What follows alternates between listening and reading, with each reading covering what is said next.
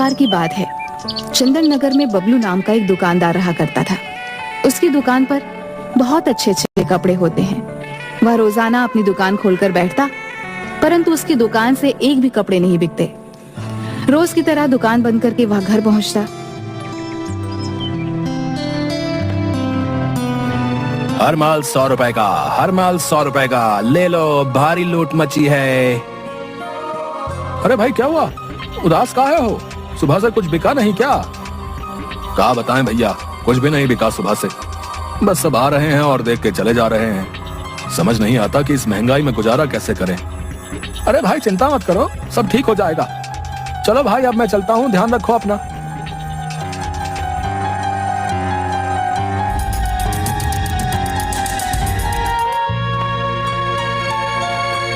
नहीं अम्मा, आज भी कुछ नहीं बिका।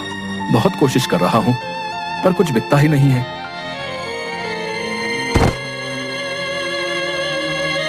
बेटा लड्डू, तुम दौड़ क्यों रहे थे? क्या हुआ? पापा, आप मेरे लिए किताब लाने वाले थे। आप लाए वो किताब? कल गुरुजी उसी किताब में से पढ़ाने वाले हैं। बेटा मैं गया था लेने, पर दुकान बंद थी, इसलिए मैं ला नहीं पाया। पर पापा, पूजा दीदी के पापा ने तो थोड़ी देर पहले ही उन्हें ला कर दी है। बेटा मैं कोशिश करूंगा कि कल तुम्हारी किताबें ले आऊं। सुनो, क्या तुम्हारे पास कुछ पैसे हैं जो तुमने बचाया हो? कल लड्डू के लिए किताबें लानी है। कुछ दिनों से कुछ भी बिक्री नहीं हो पा रही है। अरे आप परेशान क्यों हो रहे हो? भगवान पर भरोसा रखो, सब ठीक हो जाएगा। कब तक ऐसे ही चलता रहेगा? आप सब्र तो रखो। और हाँ, मेरे पिताजी का संदेश आया है। उन्होंने आपको मेरे गांव बुलाया है। संदेश में लिखा था कि उन्हें आपसे कुछ जरूरी काम है। मेरी जेब में एक फूटी कौड़ी भी नहीं है, मैं उन तक कैसे जाऊं? जी, मेरे पास पिताजी के दिए हुए कुछ पैसे हैं, जिन्हें लेकर आप गांव हो आइए। साथ ही वहां से लड्डू की किताब भी ले आइएगा। वहां यही किताब आधे दाम पर मिल जाएंगी और आपका काम भी हो जाएगा। अब बबलू का दूसरे दिन उस गांव में जाना तय होता है। तभी सब लोग सो जाते हैं।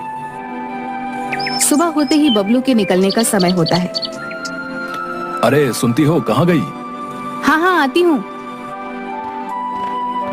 पापा, मेरी किताब, मेरी किताब। हाँ बेटा, आज ला दूंगा। आप ध्यान से जाना। आप मेरे पिताजी से थोड़े बहुत पैसे भी मांग लेना, वो मना नहीं करेंगे। कैसी बातें करती हो तुम? कैसा लगेगा कि मदद करने जा रहा हूँ और वहीं से पैसे लेकर आ रहा हूँ? मगर ये सब बातें मत करो, हाथ जोड़ता हूँ तुम्हारे आगे।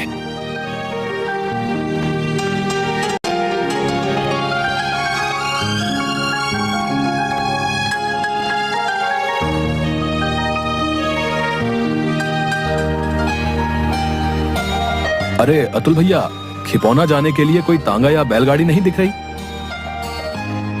क्या बताएं मामा, आजकल रास्ते के डाकू ने लूट मचा रखी है। इसी वजह से खिपौना के रास्ते पर कोई भी सवारी गाड़ी ले जाने को तैयार ही नहीं है। यार अभी पैदल निकल जाता हूँ, रास्ते में आराम भी कर लूंगा, तो भी शाम तक पहुंच जाऊंगा।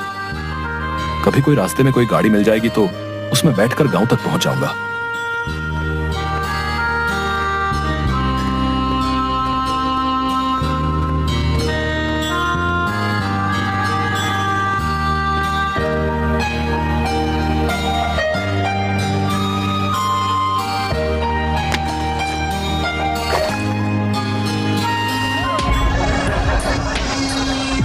तुम्हारे पास जो भी हो उसे हमें दे दो, नहीं तो हम तुम्हें छोड़ेंगे नहीं।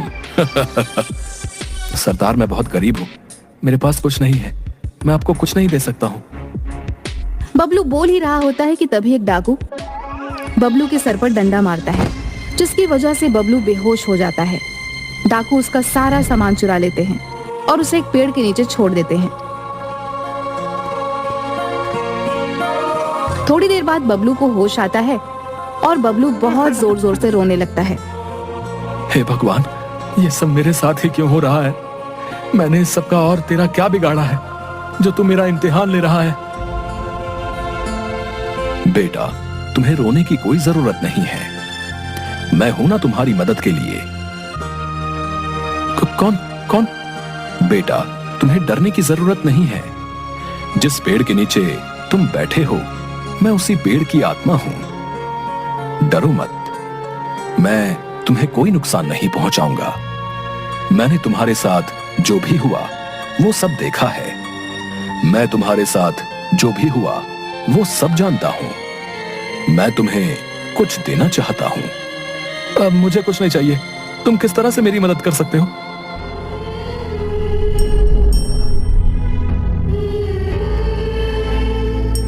तुम इस रास्ते में आ जाओ।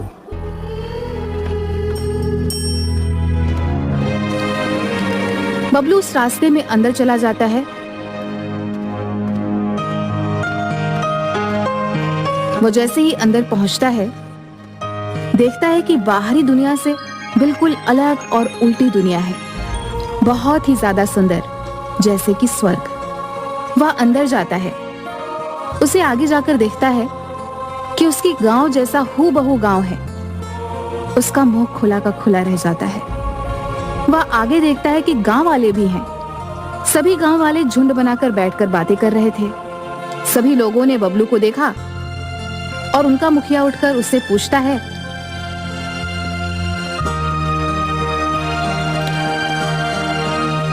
भाई कौन हो? तुम कहां से आए हो? मेरा नाम बबलू है। बबलू उसके साथ हुई घटना को बताता है कि मैं यहाँ ऐसे पहुंचा।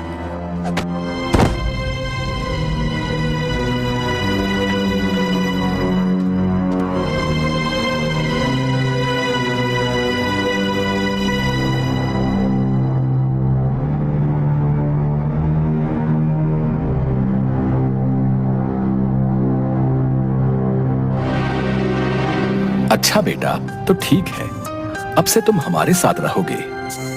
नहीं नहीं, मुझे अपने घर वापस जाना है। मुझे तो यहाँ पेड़ ने ही अंदर आने के लिए कहा था, इसलिए मैं यहाँ आया था। जो यहाँ एक बार आ गया तो फिर यहाँ से जा नहीं सकता।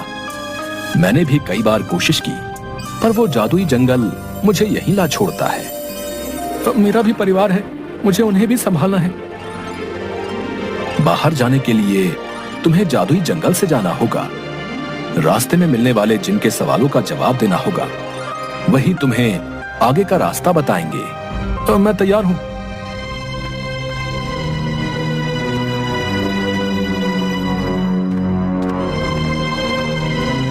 यही जंगल पार करके तुम्हें जाना होगा। इतना कहकर मुखिया वापस गांव चला जाता है। बबलू वहां से आगे जाने लगता है। कभी वह किसी चीज से टकराता है। उस चीज में से एक बादल नुमा इंसानी आकृति निकलती है। इसे देख बबलू पीछे हटने लगता है। बबलू मुखिया की बात याद करता है और रुक जाता है। जिन बताओ, तुम मुझसे क्या पूछना चाहते हो? ये तुम्हें कैसे पता कि मैं तुमसे कुछ पूछना चाहता हूँ? मुझे ये बात मुखिया जी ने बताई है। साथ ही मुझे इस जंगल से निकलना है। पर मेरी एक शर्त है। कभी तुमने मेरे सवालों का जवाब नहीं दिया तो मैं तुम्हें वापस जादुई गांव न भेजकर तुम्हें खा जाऊंगा। तुम्हें मुझे तो क्या, सारे गांव वालों को छोड़ना होगा। मंजूर हो तो बता दो, नहीं तो मैं भी इन्हीं गांव वालों के साथ रह लूंगा। अच्छा तो ठीक है, मैं भी तैयार हूं। तो सुनो, तुम्हें इस पहेली का जवाब देना होगा। देखी रात अनोखी वर्षा, सारा खेत नहाया, पानी तो पूरा शुद्ध था, पर पीना कोई पाया। देखी रात अनोखी वर्षा, पर पीना कोई पाया, ये कोई सवाल नहीं हुआ। तुम्ही ने मानी है मेरी शर्त।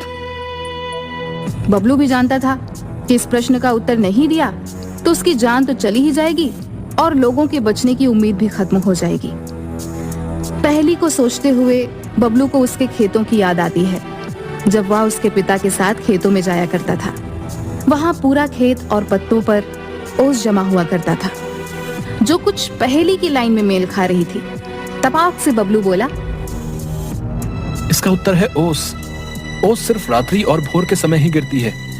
ओस की वजह से खेतों में पानी जमा हो जाता है। ओस का पानी शुद्ध और साफ होता है, पर इसे एकत्र करना बहुत मुश्किल होता है। मैं तो जादुई बड़े से बड़ा जहाज बना सकता हूं, लेकिन मैं एक बार भी नहीं उड़ सका। मैं हूं कौन? पानी का जहाज जो सिर्फ पानी पर तैर सकता है, उड़ नहीं सकता। रहा आपके इसी प्रश्न में दूसरा सवाल, मैं हूं कौन? इसका जवाब है मनुष्य। वो बड़े से बड़ा जहाज बना तो सकता है, लेकिन खुद कभी नहीं उड़ सकता है। तुम बहुत तेज दिमाग और बुद्धिमान हो। ये मेरे आखिरी सवाल का उत्तर दे दिया तो तुम और गांववासी सभी स्वतः ही अपने अपने गांव पहुंच जाओगे। तो सुनो प्रश्न। लाल बुझक्कड़ बूझ के और ना बूझो कोय, पैर में चक्की बांध के हिरना कूदो होए। बबलू इसे सुनकर भौचक्का रह जाता है। उसने लाल बुझक्कड़ की बहुत ढेर सारी कहानियां पढ़ी और सुनी रहती थी। ये लाइन उसने उसके बेटे लड्डू की किताब से पढ़ी और लड्डू को समझाई भी थी। इसे याद करके वह अपने बेटे के साथ अच्छे दिनों की याद कर मुस्कुराने लगता है। उसकी आंखों में आंसू आने लगते हैं, जिसे देख जिन्न भी उसके साथ हुई घटनाओं को देख लेता है। जिंदगी में कभी किसी के बारे में बिना देखे, बिना जाने कुछ नहीं कहना चाहिए, जब तक उस पहलू को आप जान न लें। आमतौर पर लाल बुझक्कड़ कहते हैं, जो अपनी दुनिया के अलावा बाहरी दुनिया को न देखते हुए अपने आप को ही सही सिद्ध करता है, अर्थात वो जो सीखने और समझने को तैयार नहीं होता है। बबलू के इतना कहते ही एक तेज रोशनी के साथ एक तेज आवाज आती है। बबलू को तेज रोशनी के कारण उसे कुछ भी नहीं दिखाई दे रहा होता। उसके बाद वह देखता है कि वह उसके गांव के पास खड़ा होता है। उसे सभी के घर दिखाई देते हैं, पर खुद का घर नहीं दिखाई देता।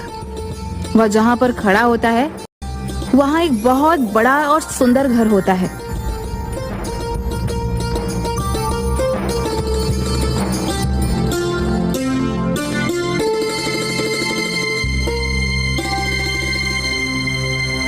बबलू भैया, यह तो भगवान की लीला है।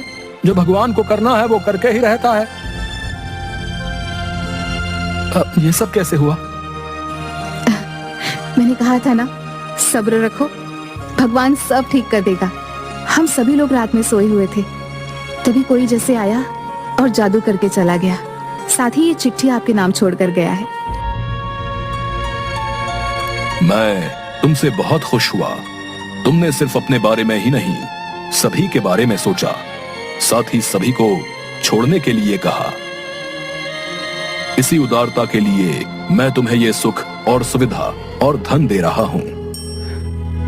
ध्यान रहे कि जो भी तुम्हारे साथ घटा है वो तुम किसी से ना कहो।